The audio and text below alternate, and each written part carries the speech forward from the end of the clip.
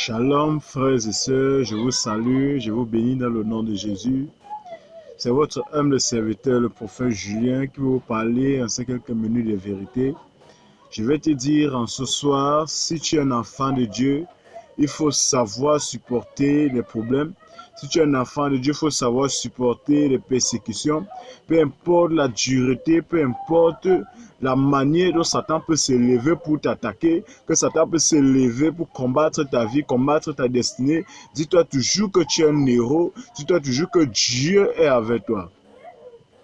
Je veux que tu prennes la force, de Gédéon, tu prennes la force de David, tu prennes la capacité spirituelle que Dieu va te donner en ce jour et que cette capacité spirituelle soit ton partage. Je ne veux pas parler pour parler, mais le passage biblique que j'ai, c'est dans le livre de Luc 18, versets 1 à 8.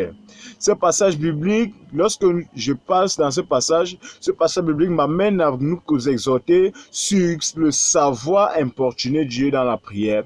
Pendant que tu es en train de prier, il faut savoir importuner Dieu. Ce qui veut dire quoi? Lorsque tu commences à prier, il faut prier sans cesse jusqu'à ce que tu vois des accomplissements de ce que tu demandes à Dieu.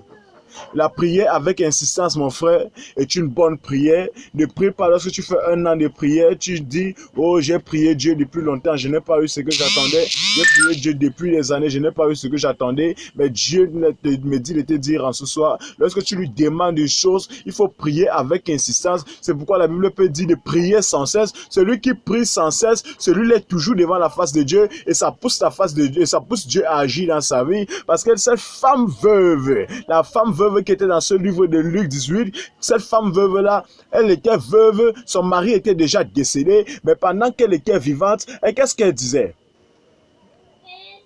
Elle a décidé d'aller voir le juge unique. Elle a dit, juge, rends-moi justice. Et le juge dit, par égard, je vais rendre justice à cette femme pour qu'elle cesse de m'importuner le sommeil, pour qu'elle cesse de me troubler le sommeil. Le juge disait en lui-même que je sais que je suis païen, mais pour que cette femme me libère mon sommeil, il faudrait que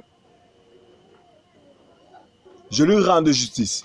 Et c'est donc pour cela que la Bible dit au verset 8 que si c'est que le juge, un homme, a pu penser ainsi, à plus forte raison Dieu qui est dans le ciel. Donc Jésus est en train de te dire en ce soir que lorsque tu pries et que tu n'as pas encore eu ce que tu veux, peu importe le nombre de temps que cela mettra, il faut garder insistant, il faut garder foi. Et je suis convaincu au nom suprême de Jésus que tu auras ce que tu veux lorsque tu continueras dans ta prière au nom de Jésus. Je vous donne rendez-vous tous les matins à 7 h. Que la main de l'Éternel vous localise et vous bénisse. Au nom puissant de Jésus. Shalom, shalom, shalom. Au nom de Jésus. Ciao.